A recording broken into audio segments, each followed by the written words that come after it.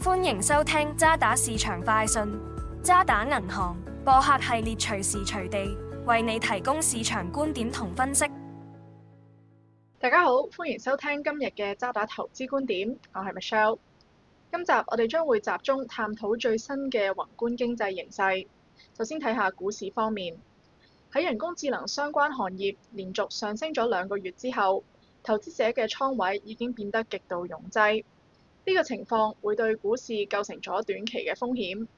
加上美國5月份嘅通脹報告數據顯示，汽油價格推動整體通脹去到差唔多3年嘅高位，而就業報告亦都繼續表現強勁。因為咁，市場對於聯儲局利率前景嘅預期逐漸趨向鷹派，引發咗風險資產嘅回落。雖然近期市場出現逆轉，而地緣政治風險嘅回落亦都為投資者提供咗利好嘅因素，但係美股嘅倉位仍然處於一個高位，所以我哋喺短期之內會繼續維持審慎嘅態度。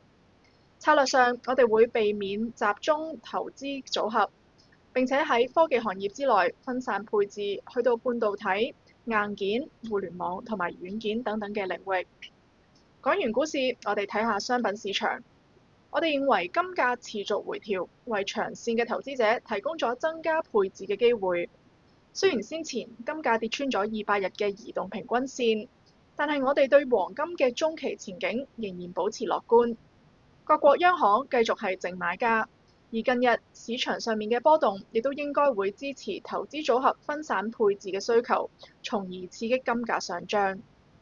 最後喺外匯方面，雖然歐元區嘅宏觀環境轉弱，但係市場對於歐洲央行嘅政策路徑似乎過於鷹派。